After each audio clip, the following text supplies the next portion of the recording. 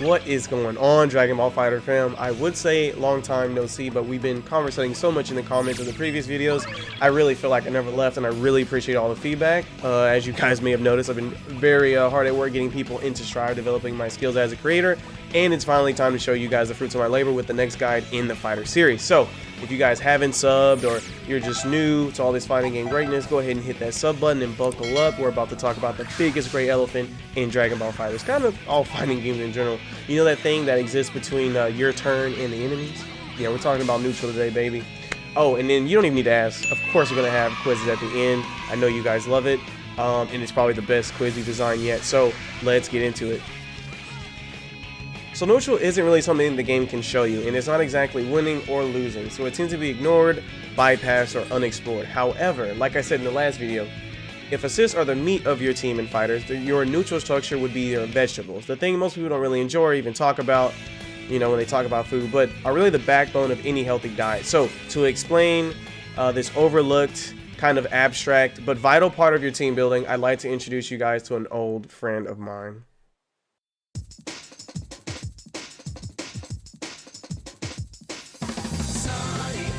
Alright, I know it sounds weird, okay? Don't click away. I'm serious. Team Sonic here is going to open our mind to a higher level of understanding of not just Dragon Ball Fighterz, but other versus game as well. It's a multi-layer thing. So, for those who don't know, in Sonic Heroes, you don't just pilot one character at a time. You control a team of 3 through the actions of the leader that you can swap between at any time. Sounds familiar, huh? Well, we're just getting started. Any leader can do things like run and jump, but each also have a strength you want to focus on to solve problems in game. Sonic has speed, Tails has the ability to fly, and Knuckles has the ability to just break through objects. This idea kind of translates into fighters depending on the point character you have selected, activating what we call a team archetype. Now, on release, initially, there used to be only about 5 or 6 archetypes, but since the August update, it's safe to say there's 1 or 2 more in the works. Let's identify each one and see what problems they solve for us in-game.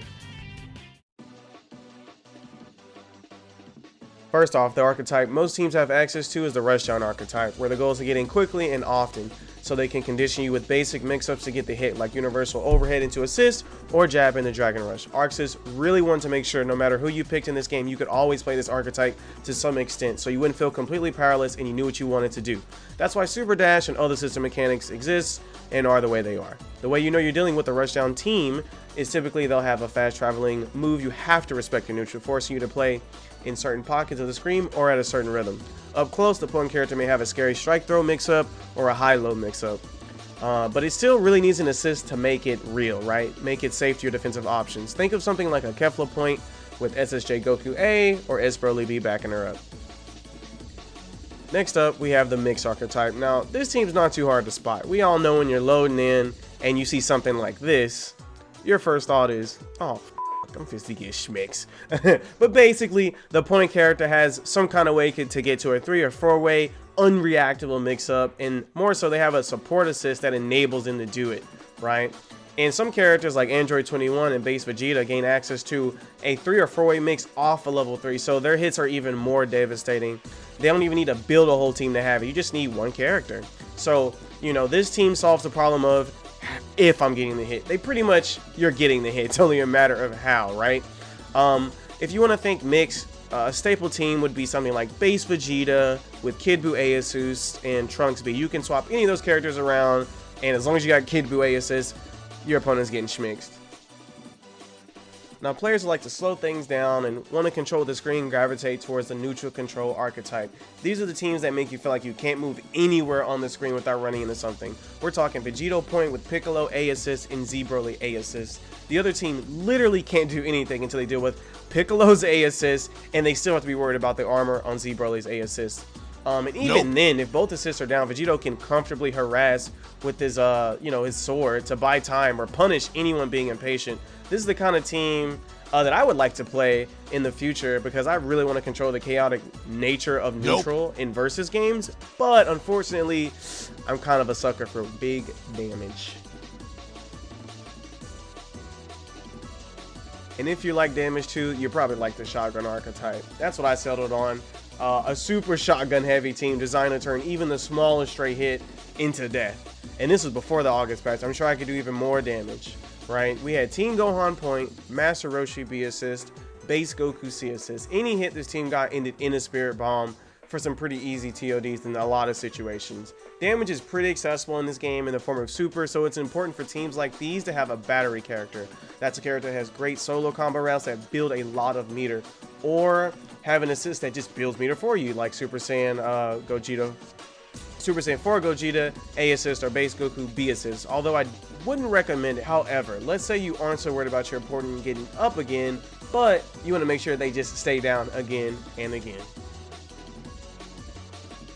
Then you may have the mind of a set player, my friend. A set play team essentially gets a hard knockdown and removes wake up options to secure yet another offensive where the goal is to get another conversion into a hard knockdown, and so on and so forth until the opponent dies. Doesn't sound very Dragon Ball, does it? Well, Archetypes agrees. A press play like this has historically been taken out of the game and nerfed in this August packs. Actually, it's still out there though in the form of Gotenks, Ghost Oki, and always has the potential to be built even better than before, whether you're playing Gotenks or not. If you're looking to make Fighterz a choices matter game for your opponent, try Gotenks with UA A assist and Roshi B, and let me know how it goes. Now, these 5 archetypes used to live in harmony until the August patch attacked, and now there are at least 2 more archetypes on the horizon. So with the changes to Adult Gohan's potential unleashed and Frieza's golden install, we officially have access to the install archetype, where you can build a team around transforming a character into a super character that'll basically win the game for you. The plan's pretty straightforward, so if you're going to try this, be sure to have countermeasures in play for players targeting your install character by snapping them in very early on. Technically, Super Saiyan 4 Gogeta fits this build as well with his level 7 insta-kill super, so maybe run all 3 on the team for the ultimate mix-up, but you definitely want to go into it with some kind of counter plan because they're definitely going to know this team when they see it. This archetype's a brand new thing and we're not sure how it's going to really develop over time, so, you know, give it some time, but I'm sure people will find success with it. Cause a lot of pain, but if you think you being hooked, you insane. It's done. Oh, look at that, zoning, neutral, the Americans. Oh, yeah, that's how America plays. We're lame, we don't want you to get in. Yeah, I said it, zoning.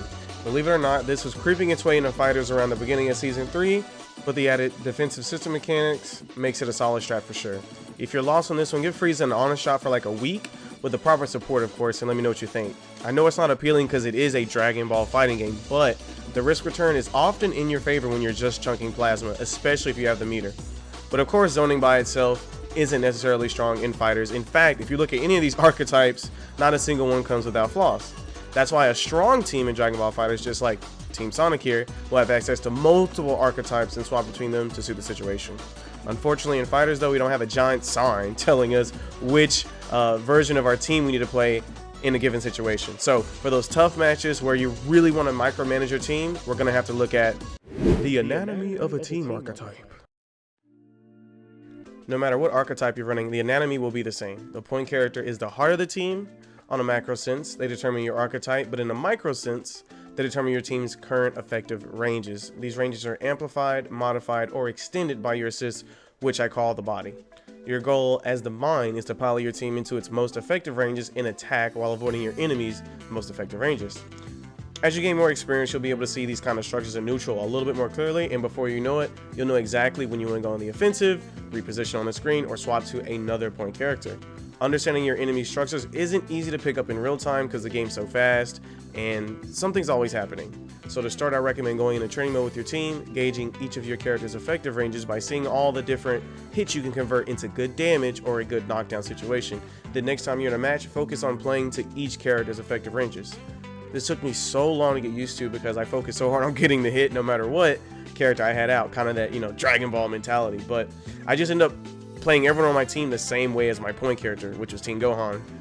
I mean, just look at Roshi. Not even his kid, just old human man Roshi. What business does old man Roshi have rushing down and trying to solo mix the legendary Super Saiyan Z Brawler? The answer is none. And not until I really took a step back and started positioning Roshi around his strong tools, you know, in the neutral and in the zoning sense, my opportunities started to open up. And then before I knew it, I landed a lot more meaningful hits in my matches and stopped getting hit in spots I had no business being in. The same will happen for you as well. Just remember to be patient with yourself, because you'll probably have to unlearn how you were playing before first. We come to this game as, you know, Dragon Ball fans, and so there's a certain culture that goes with that, and that's kind of how we approach the game. But, you know, in a competitive setting, it's all about getting that W by any means necessary. So, you know, going in head first like our boy Goku ain't gonna work. It ain't gonna work. The last lesson Team Sonic has for us is in the leveling system. In Sonic Heroes, your point character will increase in level as you reach checkpoints throughout the stage for a max of 3. Similarly, in Fighterz, we can upgrade our current archetype's effectiveness in ways depending on the situation. The primary way is keeping our whole team alive while KOing one of the enemy team's characters. Naturally, our team levels up because you have more body parts to work with in your opponent. This is why, you know, losing a character never really feels good. It's like losing a limb and you're not getting it back. You can also level up your team by playing into a favorable archetype matchup. A zoning archetype can easily contain a rushdown archetype with poor support. If you've ever gone up against a team that makes your assists feel like trash, this is probably what's happening, and you should definitely switch it up to even things out, because it only takes one loss in neutral to lose control of the whole match. Last but definitely not least is the player matchup. Best of threes can be quite long in Fighterz, especially if both players are evenly matched. By the end of the first game, you'll definitely pick up on some of the opponent's neutral habits, like if they prefer to be airborne most of the time or only approach using certain specials. Once you scouted these habits, switching to the appropriate point character can make the rest of the set free, and it may be the only level up you have to do. But of course, if you do all 3 of these things, it's a wrap. To put this all in perspective, imagine trying to approach Z Broly with Roshi B assist and a beam assist as well, and you only have Bardock and Kid Buu assist. It's a fucking horror movie if you think about it, where you're just really waiting to get hit and die. Things can't be that lopsided in Fighterz, but if you make these adjustments during your matches, players will legit be running into your moves instead and not sure why you keep getting free hits.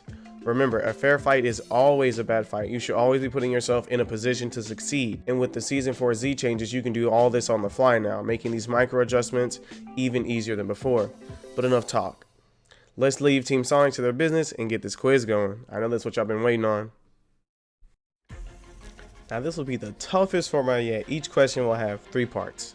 First, with the current point character selected on my team, identify which archetype or archetypes are viable. Second, what are the effective ranges of each point character on both teams with their assists available? Lastly, against the other team's current build, determine if my current point character should swap to another point character. My team has some pretty obvious strengths, but some real problems under the hood, so let me know about you guys' thought process down in the comments. I'll leave breaks up ahead, so pause there if you need time to think. Good luck. First off, we got Old Man Roshi with his B assist, assisted by Teen Gohan A and Base Goku C. And on the other side, we got Z Broly A on point with UIA and Gotenks C backing him up. Identify Roshi's current archetypes with these assists, imagine what Roshi's and Broly's effective ranges would be, and determine if it would be best to swap Roshi out. Go ahead and pause the video now to give yourself time to think, and I'll be right back. Alright, with Roshi against Z Broly, we have access to some neutral tools with Thundershock Surprise and buff Roshi guard point, but no way we're going to outzone Z Broly, who can summon armor at a moment's notice. Not to mention his power chill. And as I said before, this team always has access to Spirit Bomb setup, so a shotgun / neutral archetype are what we have access to here. As for the effective ranges, here's what I think it would look like for each character. It's not too bad for Roshi because he has multiple ways to ignore Ki Blast, but they're rather committal, so patience will be key to navigate the yellow areas, but I'm confident he can do it. Which means switching out is not a must. Roshi can get the job done for sure with a little patience. Now they're familiar with the format, let's move on to the next one. Next up, we got Teen Gohan on point this time, going against Base Vegeta, point assisted by B or C and Android 21A. You already know the deal, so go ahead and pause, and I'll be right back.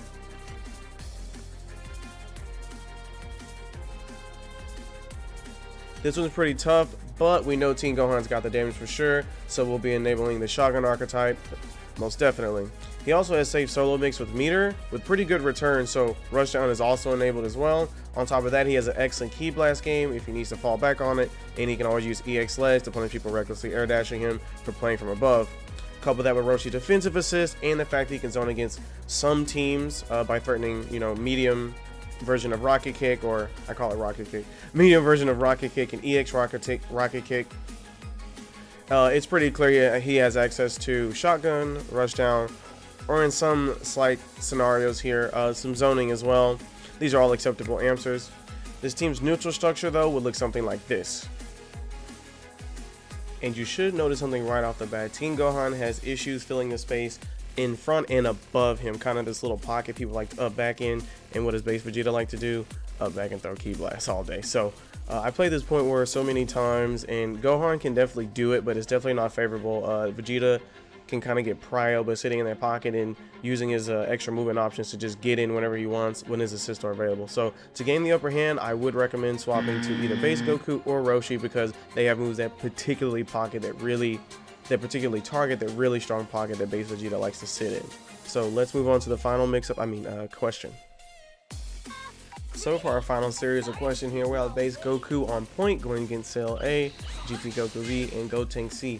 Take your time on this one. Good luck, and be right back. So you may be thinking, well, Goku can't set up Spirit Bomb by himself. Well, he can.